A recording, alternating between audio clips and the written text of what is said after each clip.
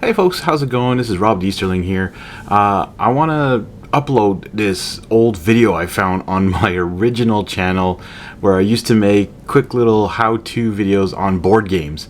I'm sorry the quality is not that great, but I just figured maybe my newer viewers would like to see some of my older original stuff. Eventually what I might also do is do a video of all my Zombicide Invader and I believe Green Horde or Black Plague, one of them. Anyways, those ones that I never put on the channel. So what I'm going to do is I'm just going to go through some of the miniatures from when I started painting and show you guys how bad I was originally actually at painting these miniatures. So that'll be coming up soon, so take a look at that. Anyway, so this is for Lord of the Rings, the dice game. To be honest, this is my very first board game I ever bought that wasn't like Monopoly, Life, Risk, whatever.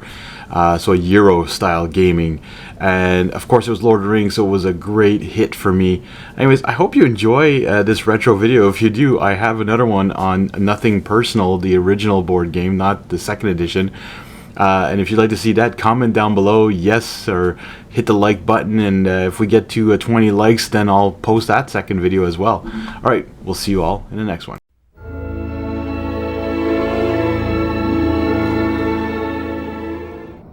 Hello folks, it's me again. I'm just doing a review today of Lord of the Rings, the dice building game by WizKids. As you can see, it's got 97 custom dice, ages 14 and up for 2 to 4 players. Now this is a game that's actually very cooperative. You must play together in order to beat Sauron. You can try to play this on, kind of like backstabbing your friends and taking away their stuff, but it's better that you work together. So here's what it looks like inside the box. As you can see, there are a lot of dice. There's dice representing Frodo, and you got Sam dice. You also have dice for I believe these are like the Sauron orcs or something. I don't know, just some of the guys. Fellowship enemies, and then you got Two Towers enemies, Return to King enemies. You also have some weapons here, dice that are weapons. You got Build a Pony dice that can help you have more dice. You got Smeagol and Gollum. And you have these little tokens.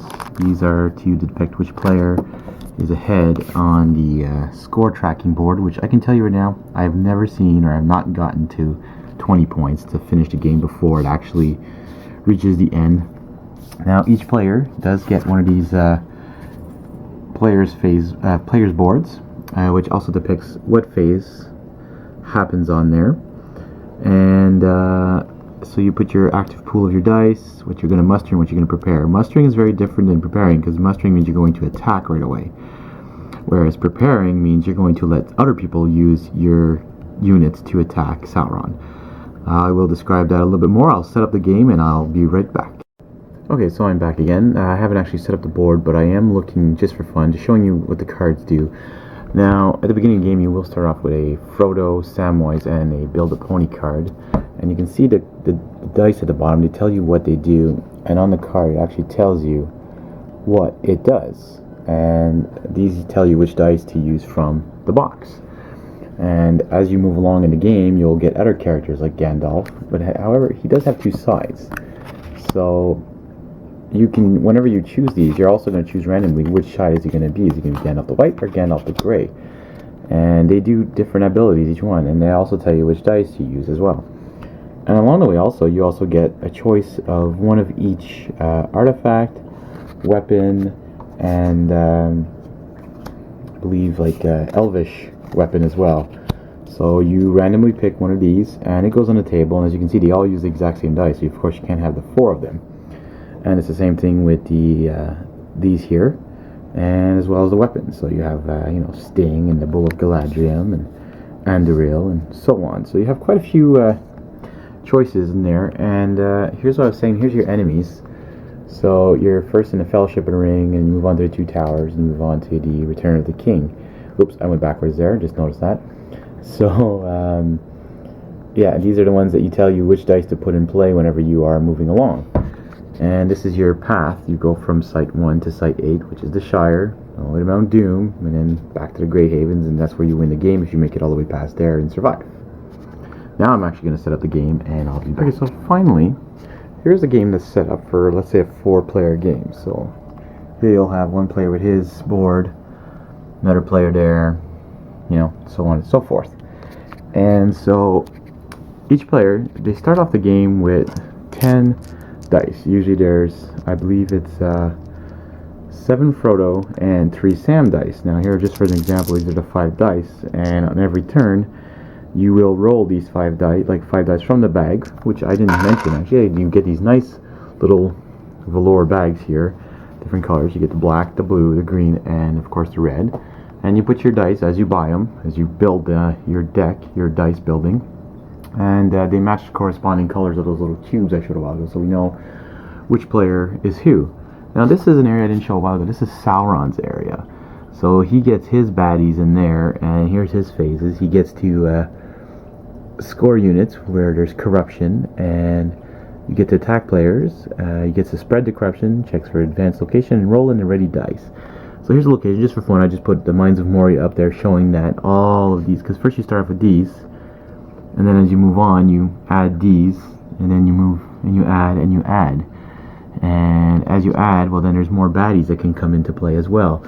Because normally you start off the whole game with just 2 little guys like that. It could be a goblin, or it could be an orc. A goblin, a troll, or a Balrog, I believe. Yes, you have the Balrog right there. Okay, welcome back. Sorry about the battery malfunction.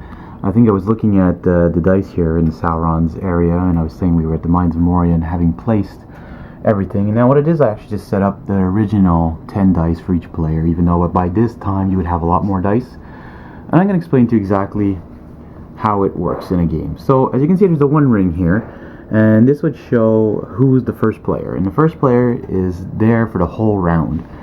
And he also at the end controls what Sauron does, which is rolling the Sauron dice, which eventually some extra ones come in. And as you purchase dice from the playing field here, extra dice get added to the pool. So at the beginning it's a little dangerous to start buying right away with these weapons or these elvish items and the artifacts, because you don't want to get too many bad guy dice in here.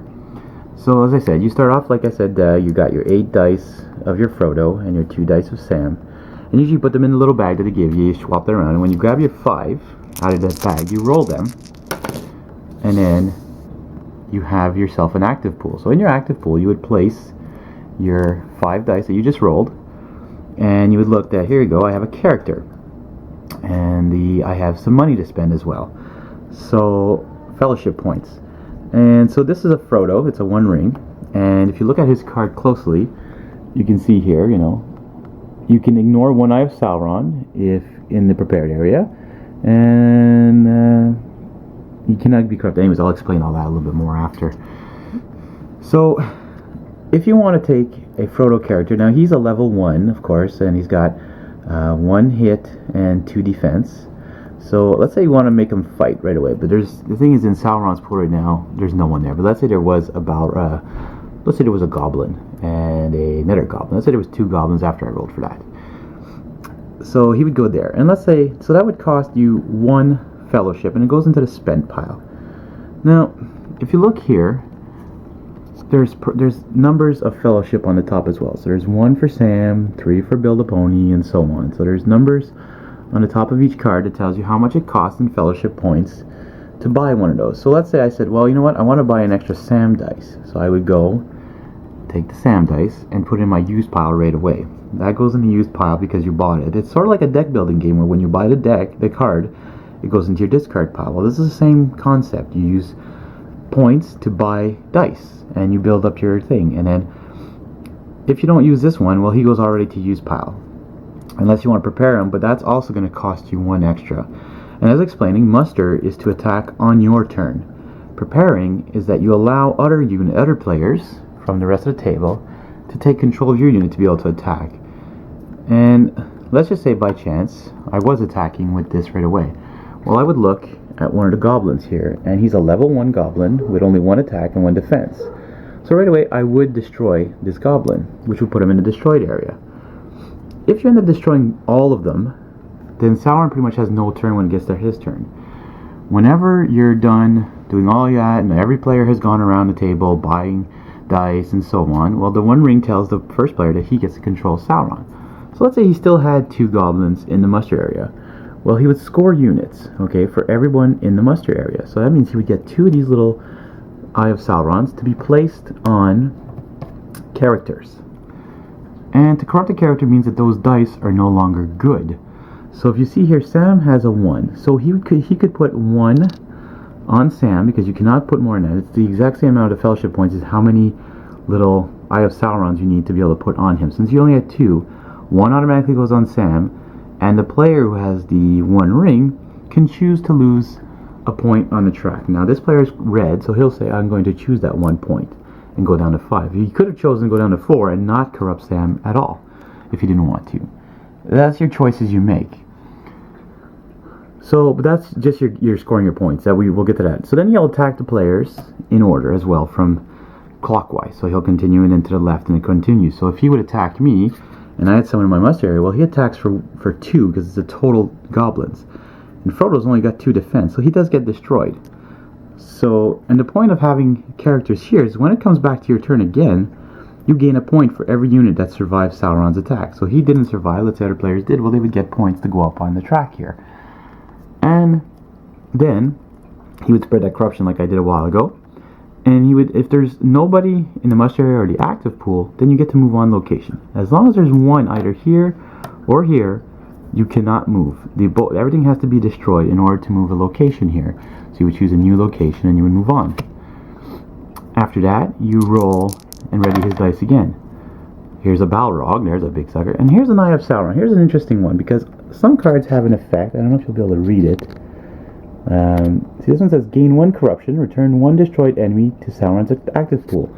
So let's say this was destroyed. Well, I get to put it here for the next time he rolls. And he gains a corruption. But we'll have no enemies to fight. However, as it comes on, there's more and more people buy more cards. Well, then it gets, more dice, sorry. Well, then it gets more and more complicated.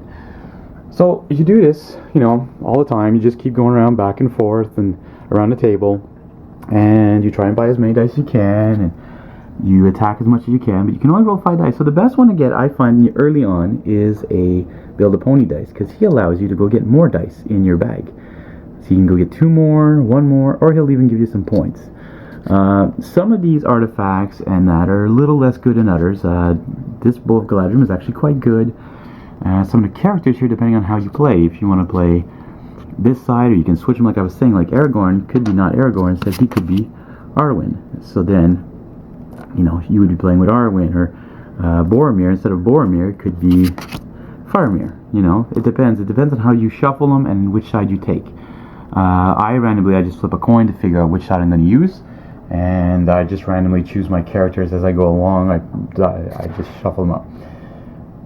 All in all, I really enjoyed this game. This was actually, I think, my first game that got me into gaming, actually, and I'm a big Lord of the Rings fan. After this, I bought the Lord of the Rings deck building game, which you saw my review already online of this. And I also really enjoyed playing this with friends. It can take a long time. I think it took about 2 hours with 4 players. But it depends. Some people are slower than others. Once you start getting into it, it's quite fast. It's a really fun game. The dice are really nicely designed. There's a whole bunch of nice little pictures. Some are even more, colorful than others. I'm a big dice fan, so I kind of like that. The bags are really nice. They're a little small and a little awkward to work with. Some people prefer using the bowls to put them in. But I find in the bowls you can look more at what you're going to pull out. This way you kind of randomly really pull out. And so the more dice you have, sometimes it could be good, sometimes it could be bad. Some of them bring you good stuff and others, not as good. So you have to be careful what you're buying, just like in a deck building. Strategy, and you're working together to try and defeat Sauron. And once you do that, the game is over. However, it's the one on the highest scoring track that actually wins the game. Thank you for watching this review. I hope it was helpful. Multizone in my corner of the neighborhood is the store that provided this for me. I actually bought it from them at Comic-Con this year, and it was a really fun game to try. So I hope you guys take a look at it, enjoy the rest of my reviews. I hope this video wasn't too bad of a quality, and thank you very much.